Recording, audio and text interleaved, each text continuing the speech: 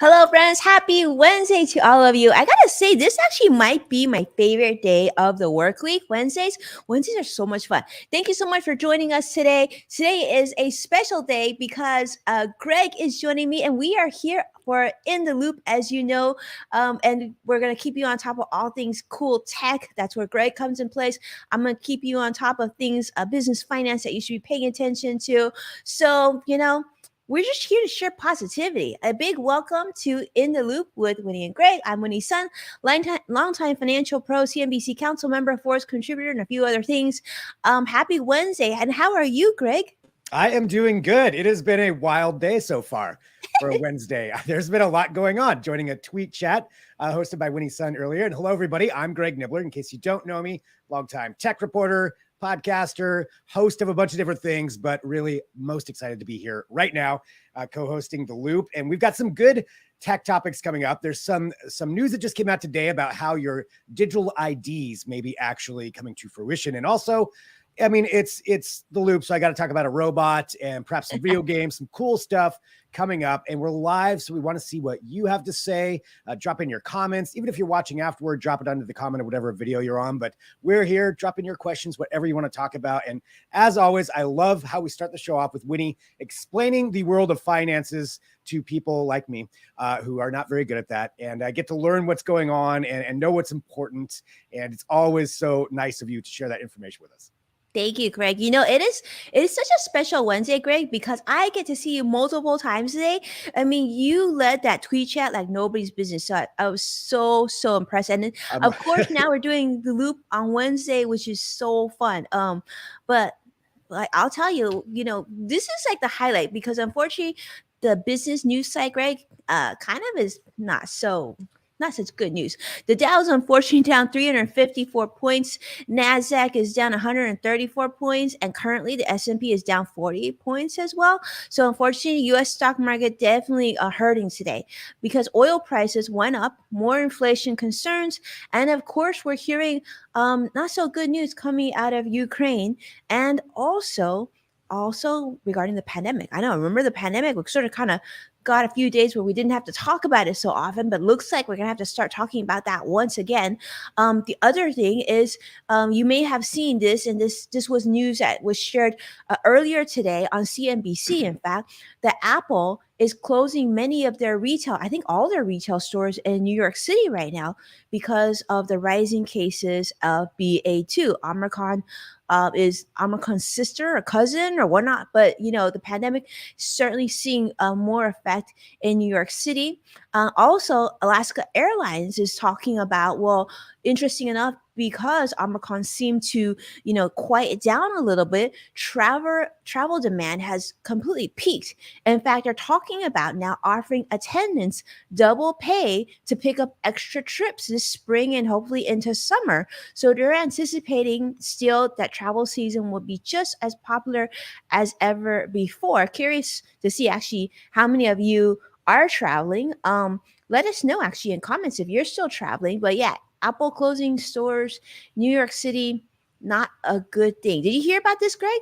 I did not. This is the first time hearing about that Apple's actually closing stores. I mean, I've been reading about, the new variant and the possibility that there's another surge coming on the way based on what some of the studies that they saw with Europe having that.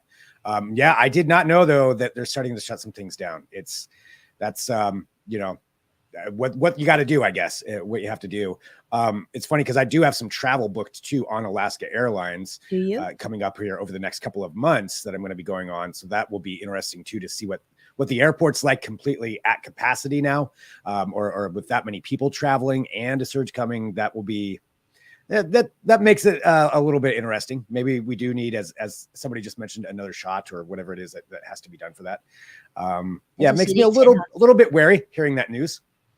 Yeah, so they said fourth shot. In fact, today, I think earlier today, Greg, I was reading that Moderna has just announced some, their vaccine being safe for kids, and but then the efficacy, I think, for Omicron, even on an effective vaccine like they talked about, they said for kids the efficacy is like in a 30 or 40%. It's a really small Oh, number compared to numbers that we're sort of used to. So then, like so City, fourth shot. I don't know. Cross X Fighters, great to see you here as well, so many of you joining us today. Thank you so much for being here.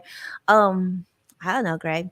I feel like we just need your news, Greg. We need to hear because we segue to some happier information. well, let's do that. Let's go. And this is actually a good segue talking about traveling anyway. So we do have some tech news coming out today. This is from the state of Arizona. And it's something we're anticipating was going to happen. I didn't realize Arizona was going to be the first state, but it's about moving your travel ID, your driver's license onto your phone. So into your Apple Wallet in particular. So this is what Apple announced. So this is going to be a way you can actually completely digitally upload your driver's license or your real ID, which a lot of people are getting their real IDs now. And you take a picture of the front and back, you upload it. You got to take a few different pictures of your profile in order to get it in there. But once it's in, it's actually going to be used by the TSA at airports, they mentioned even, Sky Harbor in Phoenix, where you would walk in and you'd be able to actually just scan your phone and that counts as your ID and that's it. And you move on. Not even just your phone, even your Apple Watch as well would be another way you can do it. Yeah, here's kind of the demonstration. So you would go in, the TSA would tell you what you need. Now you would be using Face ID or Touch ID to confirm some things or double click it. Yeah, just like that. But that's how they're saying it'd be a lot faster to go through. And I am curious what people think, how you feel about that. Is that something that you feel comfortable with? It is scanning your face in there. They said that it's the government that will actually handle that, and then they'll just send it to them digitally securely. But people do get nervous, obviously, for obvious reasons, for security reasons of scanning your face for that. But for that convenience, is that something you'd be willing to do to make it just that much easier to present that kind of stuff? Winnie, what do you think? I think I'm all for this, but I do have a question, Greg. Mm-hmm. So I understand that this is starting in Arizona, right? So you talked about that you could do this at the airport. Does that mean that like I say you and I both don't live in Arizona, are we able to put our IDs into this to be used at Arizona airports, or is it only for like Arizona license holders to be used at Arizona airports currently? That's a good question. I believe it's just for Arizona license holders for right now, but they did say it's going to be coming to some more states. So Arizona is the first. They've got a list of states. Actually, California and Oregon aren't on the list of the initial states, but they did say a few others. So just for people watching here, I think I can give you what some of them were. Like Connecticut, Georgia, Mississippi, Ohio, Oklahoma, and a few others that's going to start showing up there as well. But for right now, that's just going to be it. But I think this is something that they've been talking about for a while. I'd imagine Google will be doing as well down the line. Of putting all our information, eventually, so it's all whittled down to one phone, one device. You pay for everything with it. You have your IDs on it. You've got all your contacts, email, everything all in one device that you hope you don't lose.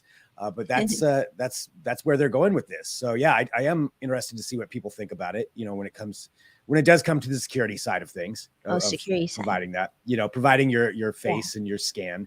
I think inevitably this is the way it's going. I think so. Whether it's something that people are interested in or not, or want to use. I think eventually that's probably how a lot of things are going to be. But this is what it is. The convenience, though, you can't deny. That's pretty great. You can't deny. I don't know, Greg, this happened to you before, but I've done that at least once where I'm driving to the airport and I turn to my husband. I'm like, oh my goodness, I forgot my passport or I forgot my driver's license, and we had to go home. But how nice would that be? I mean, first driver's license, maybe in the future passports. But I agree with you that security part of it, sometimes, we have to take pause and think about. Personally, for myself, I think I'd be okay with it just because I do think, having a driver's license is also risky too. You could easily lose that card, right? And I think that with a lot of people forging fake driver's license, right, this would obviously build your face ID, maybe retina scan eventually, because, like Clear does that. I think it's the most efficient technology. Maybe it's just something that we have to accept, but I know. It just seems, Greg, I'm going to tease you on this. I feel like it's another reason to get an iPhone. I know. Yeah, it is adding more and more things onto there. I'm still with my Samsung, but they don't have it on that, so it's not coming there.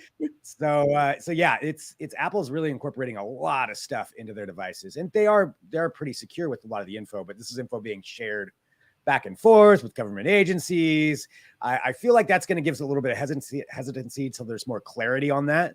But yeah, it's something that you can do now in Arizona. So I think that's I like the idea of it. I think I would do it, but that's also because I'm a tech reporter and my info is already out there. They already I already personally put my voice into an AI, so it's like, I'm done for anyway.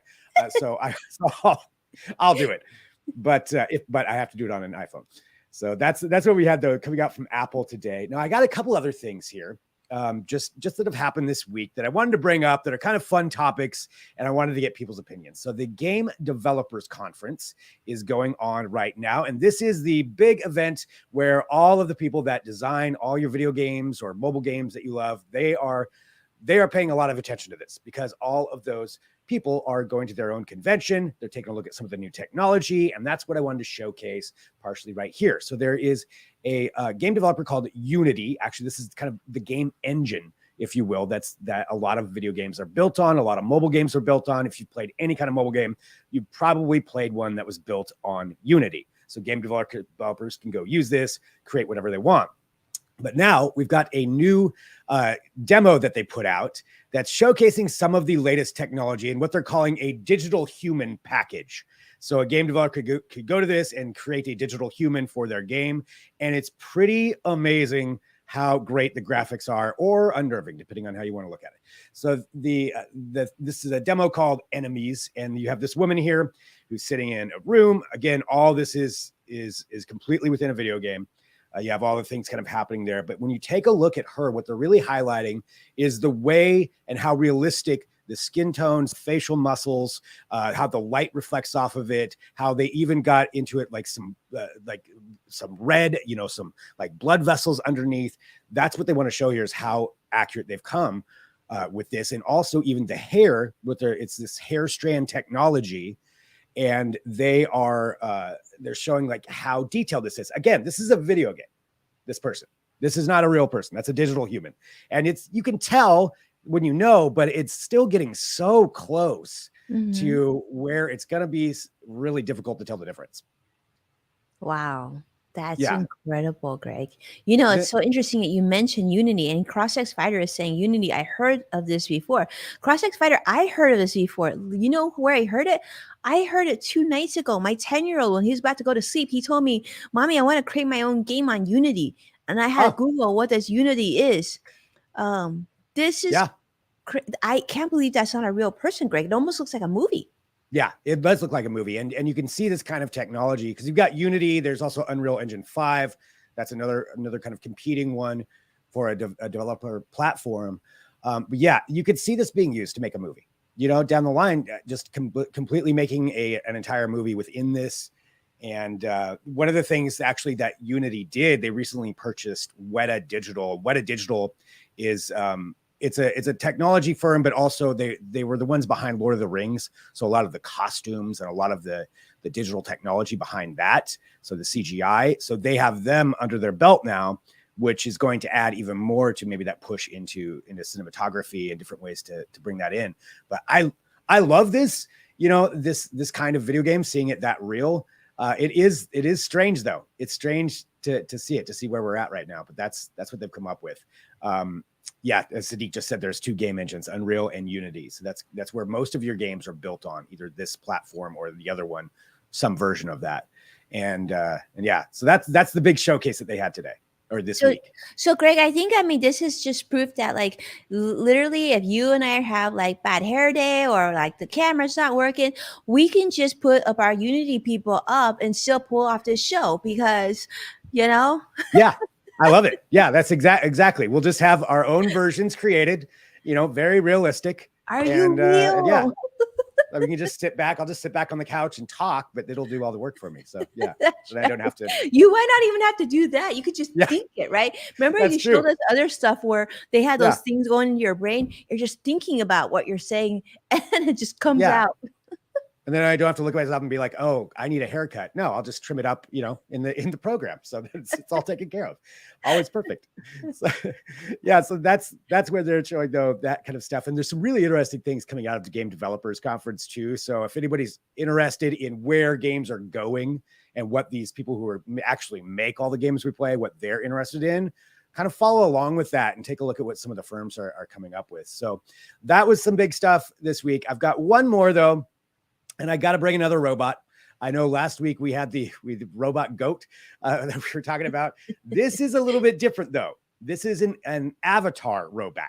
So this is coming from the Italian Institute of Technology. And it's something they've been working on for about, I think over 10 years now. They've been developing this. This is the latest iteration. So this is a robot avatar that someone would control.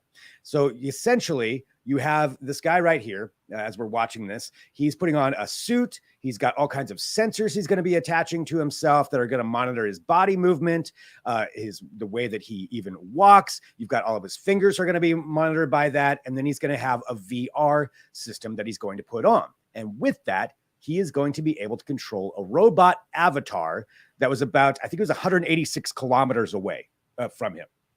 So this is all virtually. And you've got a robot now in Venice, which is going to be at an art exhibit. And he is going to be able to see through the robot, hear through the robot, and be able to walk around and actually move this thing. So as you can see, those are his eyes opening. They open. They've even got a digital thing on the front, like an LED. So if he smiles, the robot smiles. And he can control the hands just like that. And again, 186 kilometers away. Not far, far away. And then you've got this special thing you walk on. And this is what they've been working on, thinking that people are going to eventually be able to do this on a more regular basis. See, even shaking the tour guide's hand as he's there. Like it's pretty wild what they've come up with this. And this is called the iCub 3. Winnie, I want to know what you think about this. And I want to know what everybody else watching thinks about it too. Oh my goodness, Greg, this is unbelievable. I absolutely love this idea, right? I mean, I'm sure everybody who's watching this is thinking the capability, right? Future surgeons going across the globe to perform surgery, caregivers taking care of people that are in need, right? Yeah. This is absolutely incredible. I think this is definitely using robotics for the right reasons. What do you think, Greg?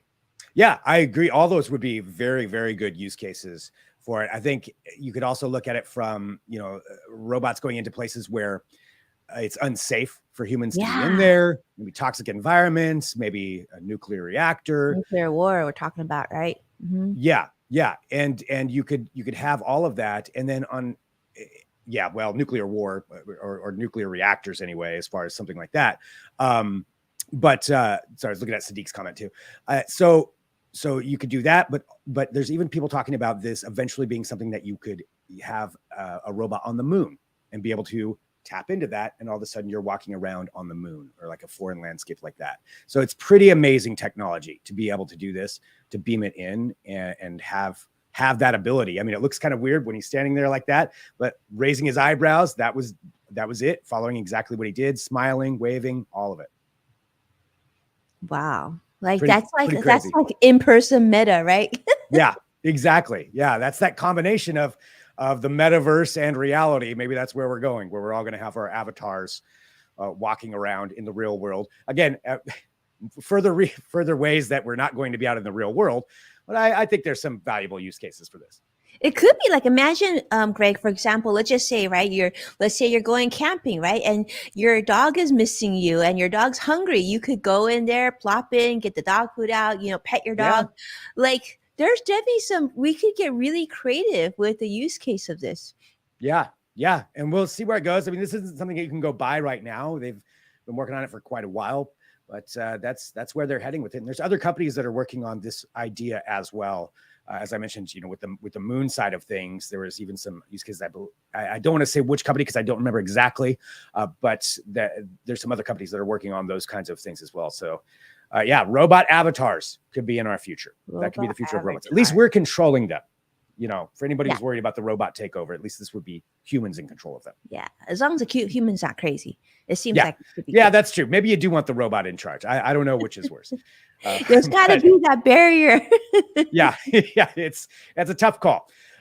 But that's what they're working on. So I thought that was cool. Wanted to bring that to the table, but it's been there's a lot more that's coming up in tech here over this next week, and I expect some more stuff from the Game Developers Conference and things going on. But that's what I had for today to kind of for my show and tell here with the group on the loop, and that's because we had a big morning here with the tweet chat that I joined, that Winnie had graciously had me on.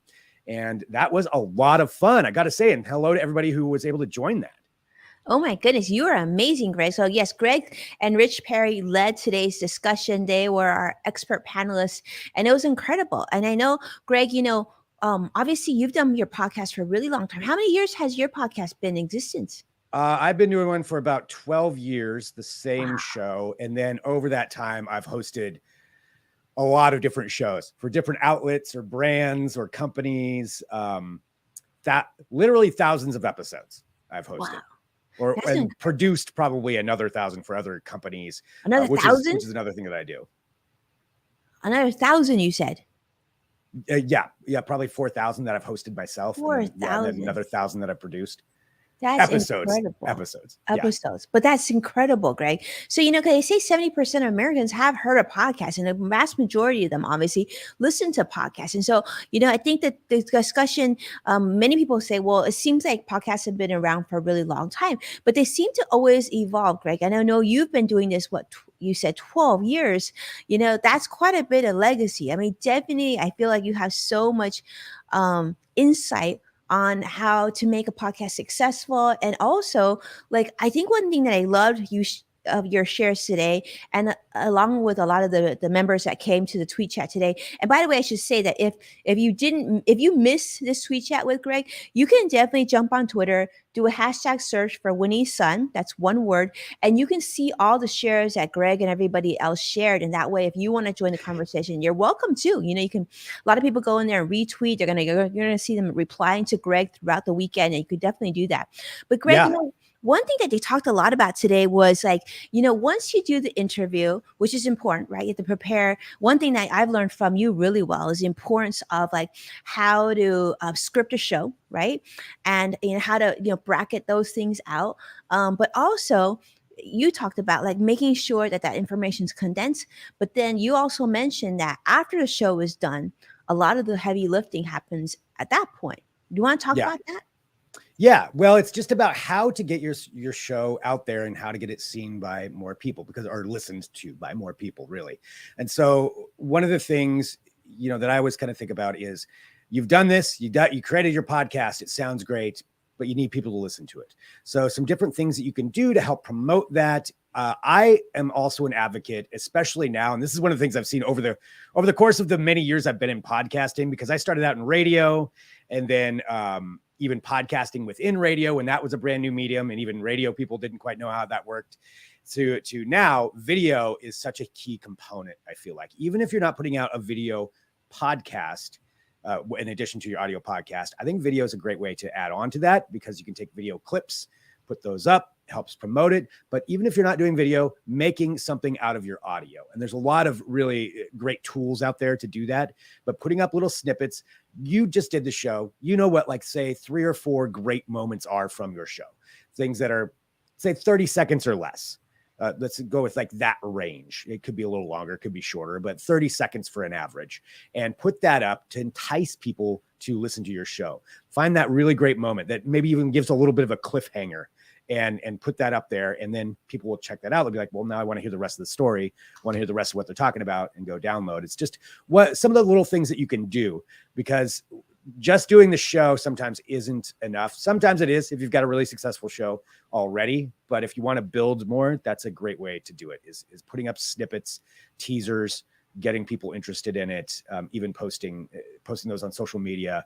I think that's what I look at as a great way to try to garner some more interest from more people.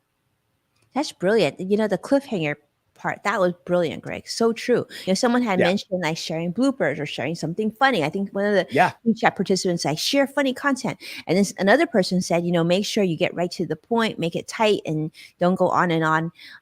But yeah, the cliffhanger is so key because if you didn't hear all that the guest was saying and that good stuff, then you got to go listen to the episode. So you're Yep. grabbing them to come.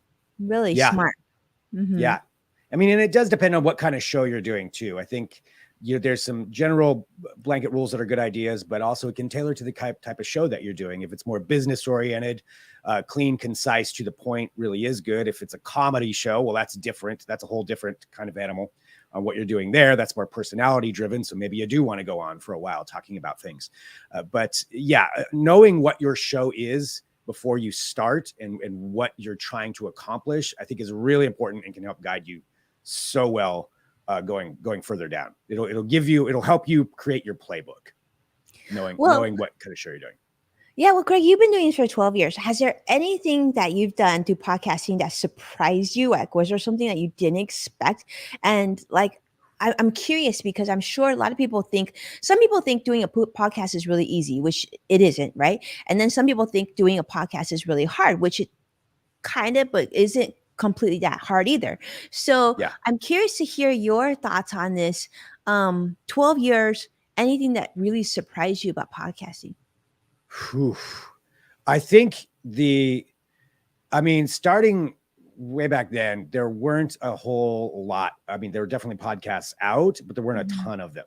And it was a real long time it was a lot of education. I would say doing a podcast was mostly educating people about what a podcast was and how it works. I think what surprised me the most is over this last, I would say like the last 4 years of how much it has exploded and how much growth has happened. I knew there was going to be growth.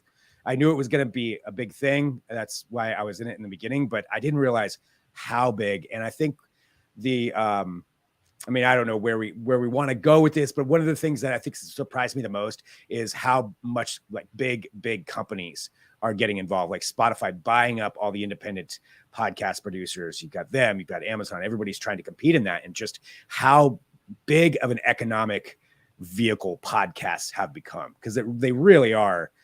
They're important for brands, I think, to have. I mean, obviously I'm an advocate for them.